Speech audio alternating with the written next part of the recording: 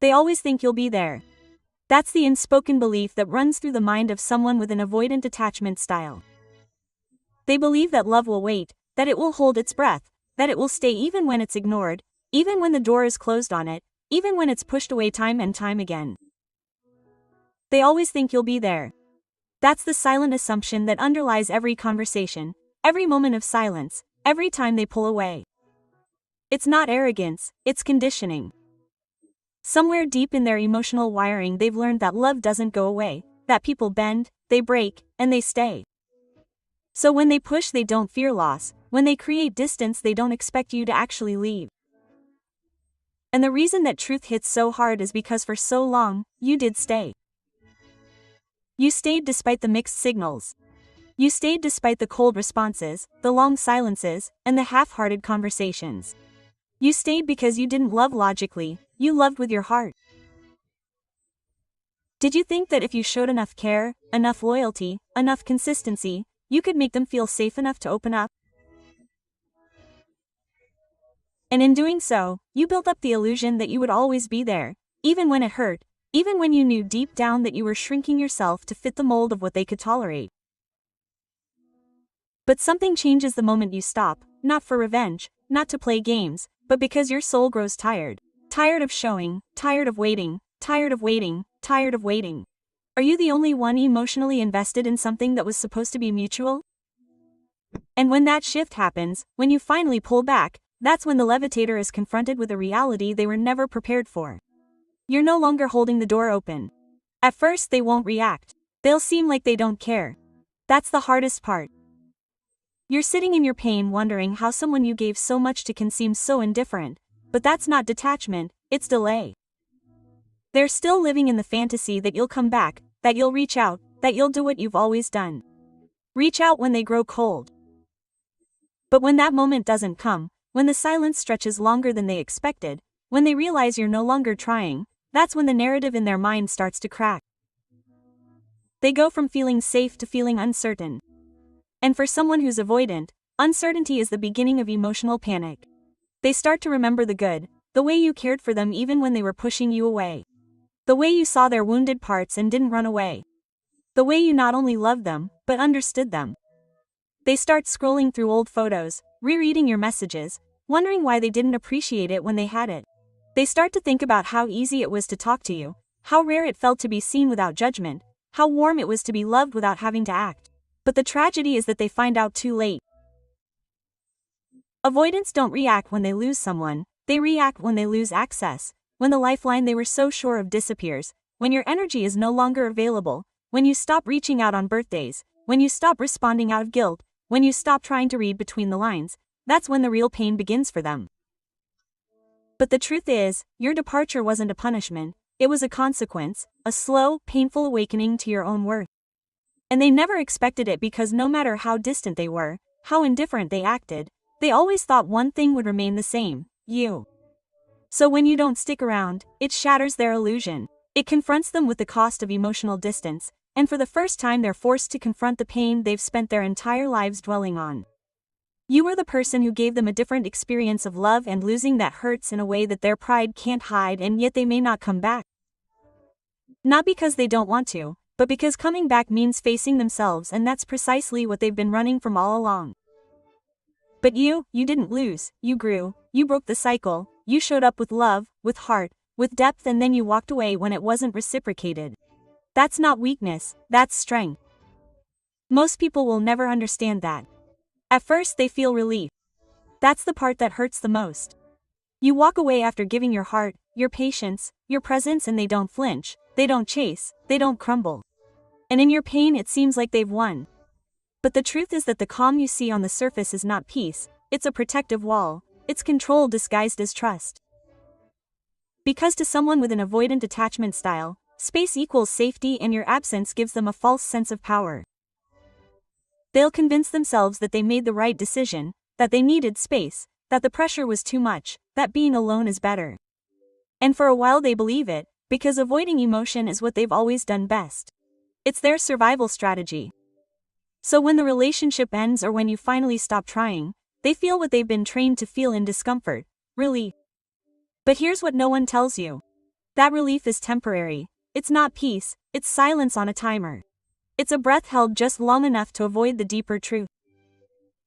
They miss you, not just your physical presence, but the emotional anchor you were, the person who saw through their walls, the one who didn't shame them for needing time but still held space for real connection, the one who stayed when they were quiet and listened when they had no words. They don't miss you right away because their feelings are delayed. They creep in slowly, silently when they least expect it. They show up on lonely nights during old routines they once shared in the spaces where your voice used to be, and when they feel it, they don't show it. They don't communicate, they pretend it's not happening. They scroll through social media, they date other people, they laugh in front of others, but nothing they pursue replaces the feeling you gave them. Because here's the irony. They feel most secure when they're in control, but they feel most alive when they're loved. And you made them feel alive in a way that scared them. You gave them something stable in a world they'd always found overwhelming. And for someone who fears dependency, that was both beautiful and terrifying. So when you stop texting, when you stop explaining yourself, when you finally realize that love isn't convincing someone to stay, they can't feel in charge anymore. And that's when the regret begins, the questions, the memories that play on loop. I pushed away the only person who ever truly saw me. I was wrong to let them go. Why do I feel this emptiness now? But by then something has changed. You've grown tired of being the only one holding it all together. You've reclaimed your energy. You're no longer looking for signs. They're watching your stories. They liked that post. They asked about you through a friend. You've stopped measuring your worth by their ability to wake up and love you better.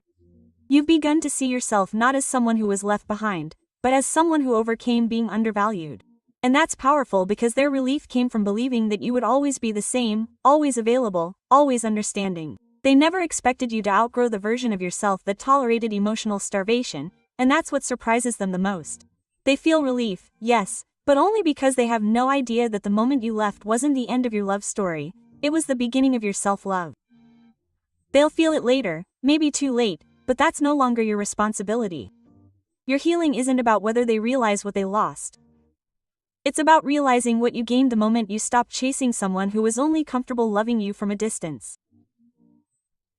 And while they sit in the quiet space they once yearned for, trying to convince themselves they don't feel anything, you'll be out there building a love that doesn't need to be earned through heartbreak, a love that meets you where you are, a love that doesn't mistake distance for desire. And maybe one day they'll understand that the greatest relief wasn't in escaping closeness, it was in finally being loved by someone who chose them until they didn't. Just because they didn't say it doesn't mean they didn't feel it. That's what I want you to understand. In the midst of your heartache, when your mind is spinning with all the unanswered questions, all the what ifs, all the did they care moments. Because if you loved someone with an avoidant attachment style, you likely walked away feeling invisible, like all the love you gave hadn't landed, like your presence, your steadiness, your softness meant nothing. But that's not the truth. It's just that people who struggle to express their feelings don't know how to reflect love in a way that you can recognize. They don't know how to be in closeness without feeling swallowed up. They don't know how to receive your care without feeling like it's a trap. They don't know how to show up not because you don't deserve it, but because connection to them feels like a risk they were never trained to take. So instead of saying you matter, they clam up. Instead of admitting, I'm afraid of losing you, they create distance. Instead of letting yourself be held, they act like they don't need you at all. But underneath all that avoidance is raw, real, messy emotion. They felt your love in every word, every time you waited when they pulled away, every time you forgave their silence, every time you sat through their storms without trying to fix them, they felt it. They just didn't know how to hold it. Because when someone has been programmed to believe that closeness equals danger, love doesn't feel comforting, it feels overwhelming. Not because you were too much, but because your love was finally real. And real love doesn't fit into the walls they've built to protect themselves. Real love requires being seen, not controlled, and that terrified them. But don't mistake emotional closure for emotional indifference. Don't let their silence rewrite your worth. You loved with open hands, you brought truth and patience. You stayed when it was hard. You showed up in a relationship where someone else was still deciding if it was safe to be vulnerable. And that kind of love never goes unnoticed, even if they didn't say it, even if they never will. Avoidant regret is not immediate. The biggest lie avoidants live by is that they don't need connection. But the moment someone who gave them genuine love walks away, it shakes that belief. Not right away, but eventually, because you left a mark. You didn't just date them, you impacted them. And when the world goes quiet again, when the temporary distractions fade, when the rebound isn't as emotionally profound, when they fall back into their old ways and it doesn't feel as fulfilling, that's when your love comes back to them, not in a romanticized way, but in a painful, grounded clarity. You weren't dramatic, you weren't chaotic, you were consistent, calm, secure. And that's rare. They may never say it out loud, but in that moment when they realize that the only person who truly saw them without judgment, without pressure, is gone, that's when they feel the depth of what they pushed away. And while they struggle to communicate, while pride or fear or patterns keep them silent, what you gave them remains. Your love interrupted their narrative. You weren't just another person. You were a mirror that showed them what connection felt like if only they were ready to receive it.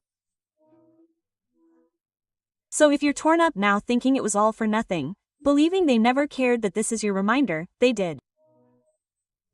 They just didn't know what to do with it. And that's not your fault, it's not a reflection of your worth, it's simply someone who knew love before they were ready to take it. But you loved like love was supposed to be given, fully, freely, fiercely. And none of that should feel like regret. They don't cry the day you leave. They don't fall apart the moment you stop connecting, and that's the part that hurts the most, isn't it?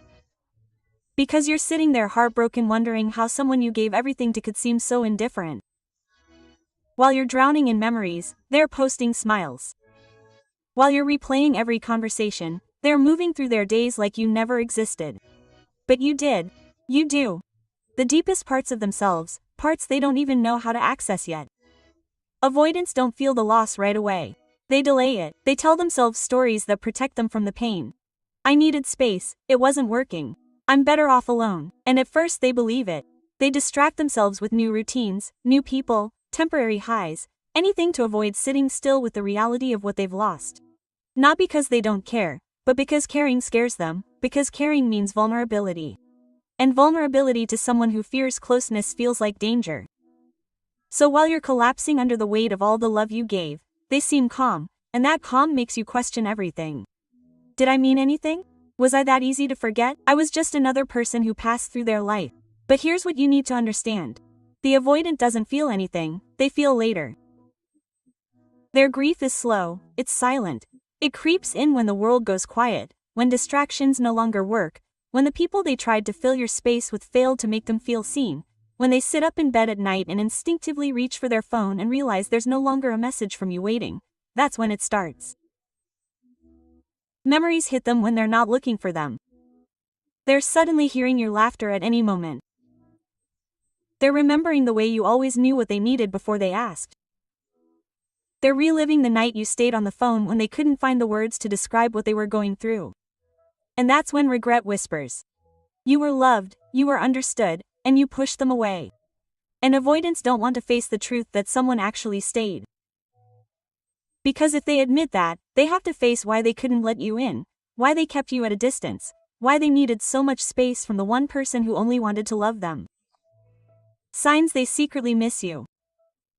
So instead of grieving in the moment, they delay it, they suppress it, they maintain control, but emotions don't just go away because you ignore them. And when their walls start to crack, when your absence becomes more painful than your presence ever was, that's when their heart finally starts to feel. And by that time, you've changed. You've spent weeks, maybe months rebuilding yourself, learning not to check your phone, learning not to romanticize someone who couldn't meet you halfway. You've grieved, you've healed, you've grown, and you've reclaimed the parts of yourself that were lost in loving someone who couldn't love you the way you needed them to. And suddenly, when they're ready to feel it, you're no longer available. Not out of cruelty, not to punish them, but because you've outgrown the version of yourself that was still waiting for emotional crumbs. And that's the most heartbreaking part of the levitation story. By the time they realize what they had is gone. You gave them love, you gave them security, you gave them a version of connection that they may not experience again for a long time, if ever.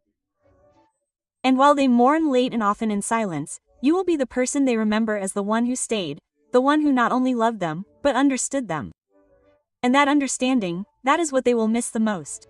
Not your body, not the messages, not the daily grind. They will miss being seen. Because once they feel that kind of love, even for a moment, everything else afterward feels empty. Regret doesn't knock loudly, it sneaks in quietly on the days they least expect it. Not when you leave, not when God happens, not when the silence begins, no. For levitative, regret begins to stir when your silence lingers, when you stop doing what they always trusted you would do, which is to return. At first they feel confident in your absence, certain that you will return. Because that's the pattern, right? They pull away, you get anxious, they grow cold, you reach out, they withhold affection, you give more.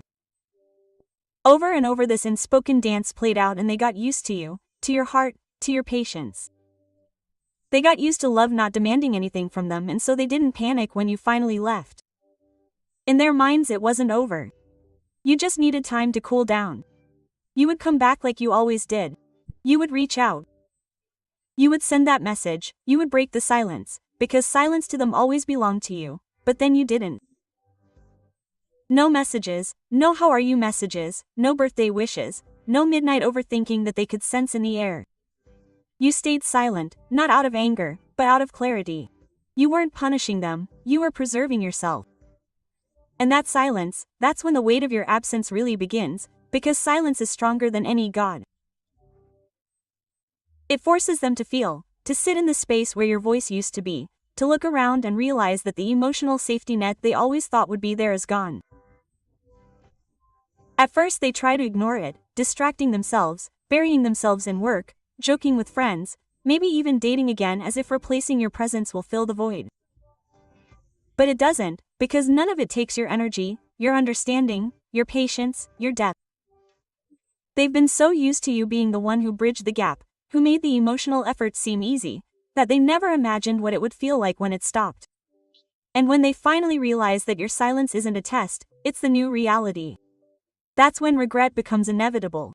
Not because they've suddenly changed, not because they're ready for love, but because they finally see what they were previously blind to. You had boundaries too.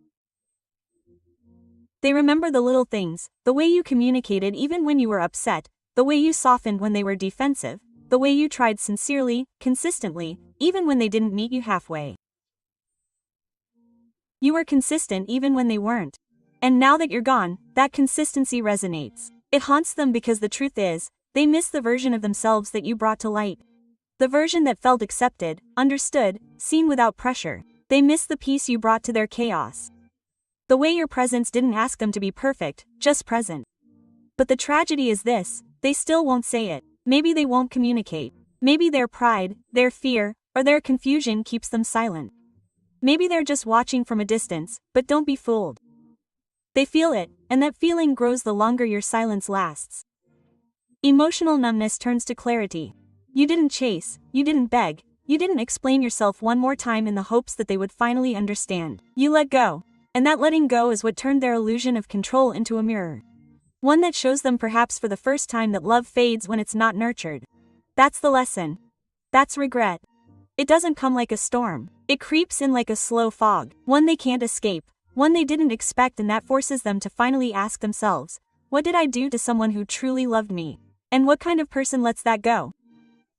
They may never say those words out loud, but trust me, they will think them over and over again, because the silence they thought was comfort became the consequence.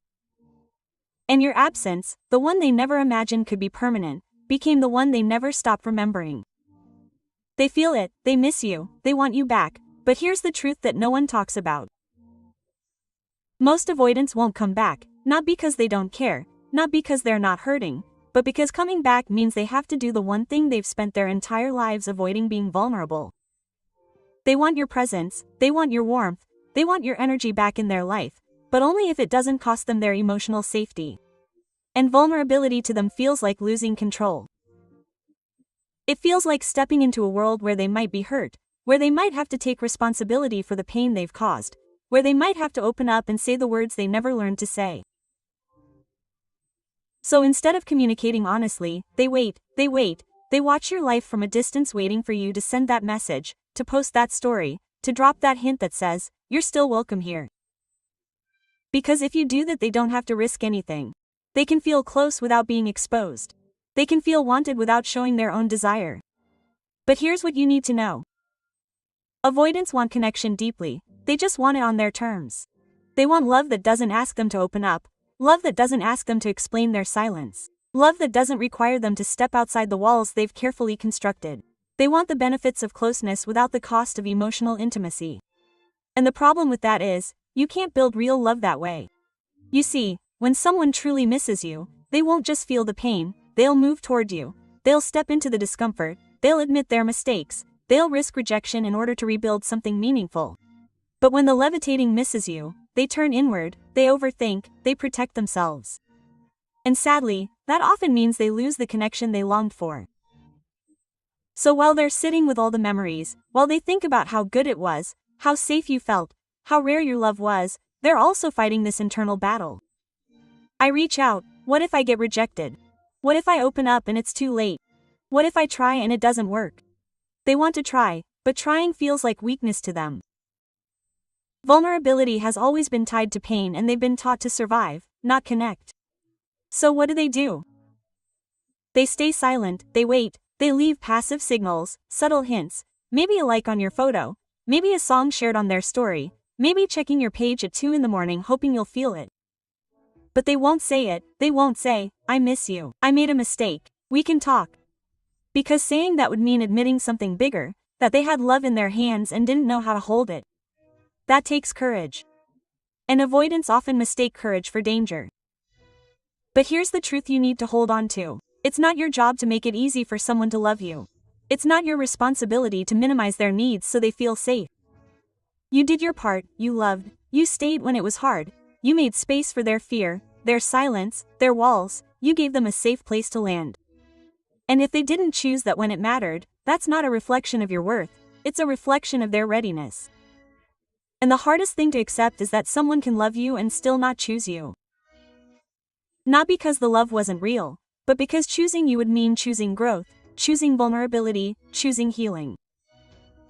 But growth is terrifying when you've never felt safe growing up. Vulnerability is painful when all you've ever known is self-protection. So they sit in the shadows waiting for life to bring you back to them, because they're too afraid to step into the light on their own. They want you to be there, they just want you without having to do the work of providing for you. But love doesn't work that way. And if they ever find the strength to come back, it'll be because they finally realize that losing you was more painful than risking their pride. Until then, don't wait for them to find that courage.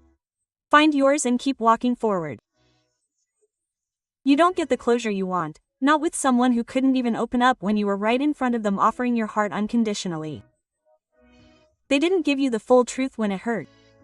So why would they suddenly give you the clarity you crave now that it's over?